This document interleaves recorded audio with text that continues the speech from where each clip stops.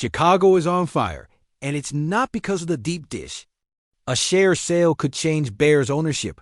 Elite veterans are waiting for a call Poles hasn't made, and our favorite tight end is fighting for his future after the draft. 3 explosive stories that will define this team's destiny.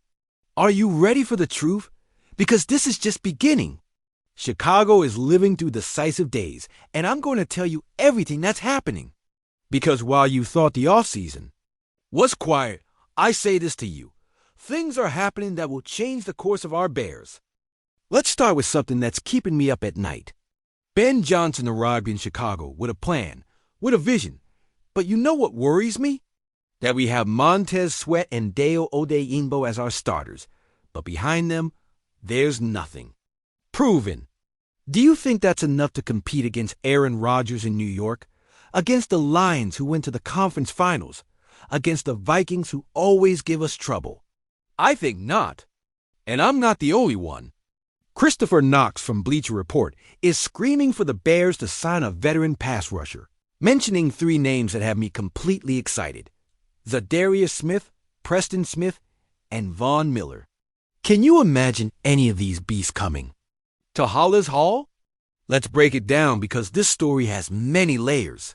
First, let's analyze what we have. Montez Sweat arrived last year in that trade that cost us a second-round pick, and then we gave him $98 million. Was it worth it? Absolutely.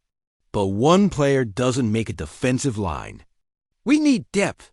We need rotation. We need options when Sweat needs a breather. Deo Odeyingbo came from Indianapolis with a 3-year, $48 million contract. He's young, has potential, but do you know how many sacks he had last year? 4.5. Just 4.5 sacks. And behind them, Austin Booker, a 5th-round rookie. Darrell Taylor came as a free agent. DeMarcus Walker, more of an interior. Then edge rusher. See the problem?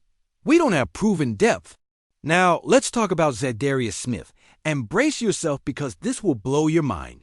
This man had 9 sacks last season, split between Cleveland and Detroit. 9 sacks. For perspective, that would have led our Bears. In fact, the 4 sacks he had in just 8 games with Detroit would have been 3rd best on our team all season. But you know what's crazier? Smith is 32 years old and still producing at an elite level. In 2023 with Cleveland, he had 5.5 sacks in just 11 games before getting injured. In 2022, he had 10 sacks. This guy knows how to get to the quarterback, and more importantly, he knows how to do it in the NFC North and Preston Smith. Please, this man spent 6 years in Green Bay. 6 years. He knows every offensive scheme in the NFC North like the back of his hand. He knows exactly how to attack the Lions, every weakness of the Vikings. Knows us better than some of our own coaches. Check out these stats because you'll understand why I'm so excited. From 2021 to 2023, Preston Smith never had less than 8 sacks. Never had less than 17 quarterback hits. Last year was weird because he was traded mid-season from Green Bay to Pittsburgh, but he still finished with 4.5 sacks in a transition year. And Von Miller? You're crazy if you don't recognize that this man is a living legend. 8 Pro Bowls, 3 All-Pros, 2 Super Bowl rings. Do you know what it means to have someone like that in the locker room? It's not just what he produces on the field. It's the leadership, the experience, the winning mentality he brings. Miller is 36 years old, yes, but do you know what he did last year with Buffalo? 6 sacks in 13 games. For a 36-year-old man who's had the injuries he's had, that's impressive. And more importantly, can you imagine how Von Miller running at Caleb Williams in practice every day is going to instantly make our quarterback better? But you know what bothers me the most about all this? That all these players are available right now, and Ryan Poles has done nothing. What's he thinking? Do we expect Austin Booker, a 5th-round rookie, to save us in the playoffs? Do we trust Darrell Taylor, who had only 2 sacks last year in Seattle, to be our answer? I think we need to make the smart play. Ben Johnson in Detroit had a Den Hutchinson. And James Houston, he had depth, he had options. And what do we have? Hopes and promises. Knox also mentioned something key. Johnson needs to identify the holes that remain on the roster when training camp starts. But why wait? Why not be proactive? If there are veterans available who can immediately improve the team, why not act? The reality is that none of these three players are going to cost a fortune. Smith is looking for another one-year contract. Preston Smith will probably accept a 2-year deal. Miller just wants one more shot at competing for a ring. All are low-risk and high-reward signings. If that surprises you, wait to hear this. Cole Kmet is in serious trouble. Bill Zimmerman put him at number 7 of the players with the most to prove in 2025. And after what happened in the draft, I totally understand why. But this story is more complicated than it seems. On the surface, remember when we were all talking about Ashton Jeanty before the draft? Social media was crazy. All the mock drafts had us selecting the Boise State running back. While we were thinking about running backs, offensive tackles, the front office had completely different plans. And when the moment of truth came, when the Bears were on the clock with the 10th overall pick, they selected Colston Loveland, tight end from Michigan. Colston Loveland, a tight end in the first round when we already had Cole Kmet on a 4-year, $50 million contract. I tell you this, that selection changed absolutely everything for Kmet. Porque inmediato las perguntas se volvieron brutals. Lo van a cambiar esta offseason? Lo cortan disputes de 2025? Puede realmente coexistir con Loveland? Van a usar un personal doce la mayoría del tiempo. But to fully understand this situation, we need to analyze what happened with Kmet in 2024, because the stats tell a very interesting story. On one hand, the basic numbers are worrisome, just 474 receiving yards. His worst mark since his rookie year in 2020. 4 touchdowns, the lowest since 2021. His average of 10.1 yards per reception was the 3rd lowest of his career. On paper, it looks like total regression. But you know what? When you dig into the advanced stats, the story completely changes. His catch percentage was 85.5%, the highest of his career. His previous best was 77.4% in 2022. His success rate was 70.9%, way above his previous best of 62.2%. What does that mean? That when Caleb Williams threw him the ball, Kmet almost always caught it and almost always gained the yards needed to move the chains. The problem wasn't Kmet's efficiency. The problem was he wasn't being targeted. Kmet only had 55 targets all season. 55. For comparison, T.J. Hawkinson of Minnesota had 95 targets before getting injured. Sam Laporta of Detroit had 120 targets. Even Gerald Everett of the Chargers had 70 targets. Why so few targets? Early in the season, it was clearly a problem with Shane Waldron. The offensive system didn't effectively use tight ends. But you know what's worrisome? That even after Waldron was fired, even with Thomas Brown as offensive coordinator, Kmet never really saw a significant increase in his usage. Was it a problem with Caleb Williams? Did the rookie quarterback not trust Kmet? Or was Kmet not effectively breaking out of coverages? These are questions that need answers in 20-20-5. Now enters Ben Johnson. And here's where it gets interesting. Johnson in Detroit created one of the best systems for tight ends in the NFL. Sam Laporta in his first year had 86 receptions for 889 yards and 10 touchdowns. Why? Because Johnson knows how to use tight ends. But is he going to use Kmet like he used Laporta? Or is he going to create something completely new with 2 talented tight ends? Because here's the key question. Are they going to create the best 12 personnel in the league? Imagine this. DJ Moore and Romo Duns as wide receivers. Dandre Swift in the backfield and Cole Kmet with Colston Loveland as tight ends. How? Do you cover that? Put a linebacker on Kmet? He's going to run routes better than any linebacker. Put a safety? He's going to be more physical than any safety. Kmet's contract is perfect for this situation. It runs until 2027, exactly, when Loveland will need his second rookie renewal. See the strategy? They can keep this duo for 3 years, build chemistry, and then decide if they want to pay 2 tight ends or move on from one. But what's the risk? That if Kmet doesn't produce in 20-20-5, if he doesn't find chemistry with Williams, if he doesn't fit in the Johnson system, the Bears could cut or trade him after this season. His dead cap hit wouldn't be prohibitive, and they could use that money on other positions. On the other hand, if Kmet explodes in Johnson's system, if he finds that connection with Williams, if he becomes a consistent threat alongside Loveland, we could have the best tight end duo in the NFL. And you know what I think. It all depends on the first 6 games of the season. If Kmet is producing, if he's seeing consistent targets, if he's helping win games, he'll be safe. But if we're in November and Loveland has more receptions than Kmet, then we're seeing the last months of Cole Kmet as a Chicago Bear. The pressure is on Kmet, but it's also on Caleb Williams. Because if Williams can't find ways to effectively use one of the most talented tight ends in the league, that says more about the quarterback than the receiver. And when you thought we were finished, here's what's really big. What's going to define the future of this franchise for decades? Andrew McKenna's estate shares are for sale, and Roger Goodell is going to decide who buys them. Do you understand the magnitude of what this means for the future of the Bears?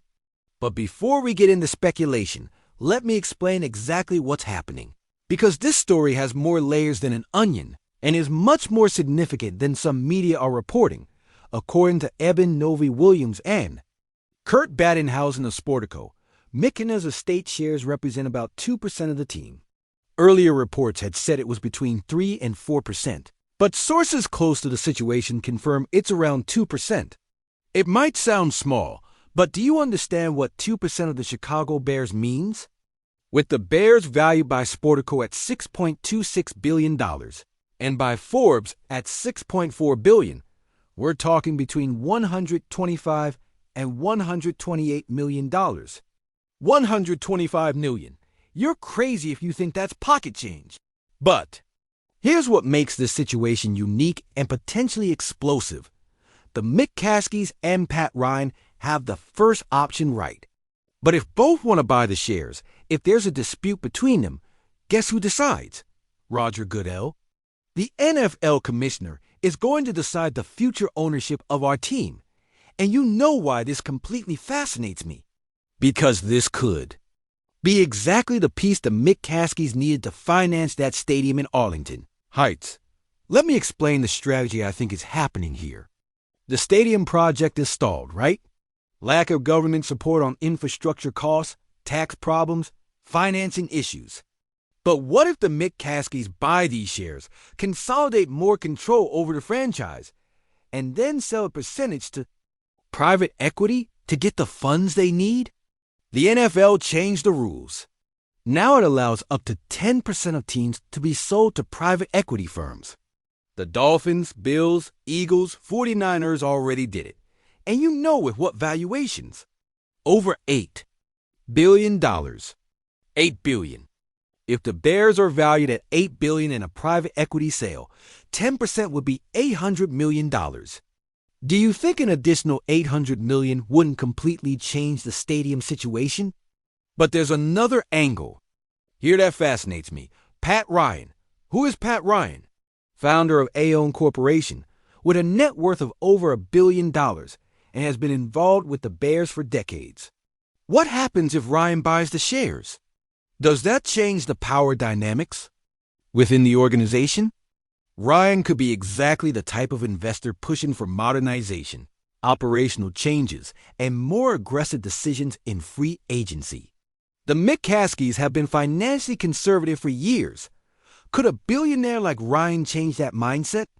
But here's what worries me. The decision is in Goodell's hands. And do you trust Goodell to make the decision most beneficial to the Bears? Or will he make the decision most beneficial to the league as a whole? Because think of it this way. If the McCaskies keep full control. They probably continue with the same conservative mindset. If Ryan gains more influence, we could see dramatic changes in how the Bears operate. And there's another factor here that nobody is discussing. Virginia McCaskey is 102 years old. What about succession? Sportico's report specifically mentions that this sale is not related to succession or liquidity issues related to Virginia McCaskey. But do you really believe that? The McCaskey family has controlled the Bears for decades, but eventually there will be generational changes. Is this share sale part of a larger plan to prepare for the transition? To ensure the next generation of McCaskies has the capital and control needed to keep the team in the family? Bloomberg reported last week that Galatioto Sports Partners are handling the sale. GSP is one of the most prestigious investment banks in sports. They've handled sales of teams valued in billions. You don't bring in GSP for a simple 2% sale. You bring them in when there's complex strategy, when there are multiple scenarios, when there's much more at stake than what appears on the surface. And you know what else tells me this is bigger than reported? The Raiders sold 15% of their ownership to two investors this year. The Dolphins, Eagles, 49ers all made deals with private equity with valuations over $8 billion. Are the Bears going to stay behind while all other teams get fresh capital? I believe this is the first piece of a much larger plan. This 2% sale is just the beginning. In the next 2 years, we're going to see more moves, more changes in ownership structure, and finally, we're going to get the funding needed for that stadium. Because you know what? The McCaskies have owned the Bears for nearly a century, but they've never had the resources to financially compete with teams like the Cowboys, Patriots, Rams. This could be their chance to get the capital they need to take us to the next level. So, what do you think about all this? Should Ryan Poles stop thinking and immediately sign Zadarius Smith? Because I think it's exactly what we need to take this defense to the next level. Is Cole Kmet going to prove he deserves to share the field with Loveland, or is it time to start planning his exit? And is this share sale finally the key to getting that stadium in Arlington Heights that we're all waiting for? I tell you this without a doubt. The next 6 months are going to define the next 10 years of the Chicago Bears. Every decision Poles makes, every play Kmet makes, every move in this share sale will have enormous consequences for the future of this franchise. And you can't stay behind. You can't miss a single update because every day brings news that can completely change the landscape. This offseason is not like the others. There's too much at stake. There are too many variables. There are too many opportunities for everything to change. If you think Poles should stop thinking and sign Zadarius Smith right now, give this video a like and leave me a comment telling me why. If you think Cole Kmet is going to blow up in Ben Johnson's system and prove he deserves to stay alongside Loveland, subscribe to the channel because we're going to be following every practice, every report, every training camp update. And if you want to stay up to date with every move in this share sale, every detail about the stadium, every change in ownership structure, activate the bell because these news stories won't stop coming and will be increasingly important. We're more than an audience here. We're a family of Bears fans who deserve the unfiltered truth. Families stay united through good and bad, and these Bears are building something special. But they need our support. They need our energy. They need us to be informed and ready to back them up when the time comes. Join this community because together we're going to witness the transformation of the Chicago Bears. Together we're going to see that new stadium. Together, we're going to see this team return to the glory we deserve. See you in the next video with more updates, more analysis, more truth than anyone else will give you. And remember always, bear down, Chicago Bears, and long live the Windy City.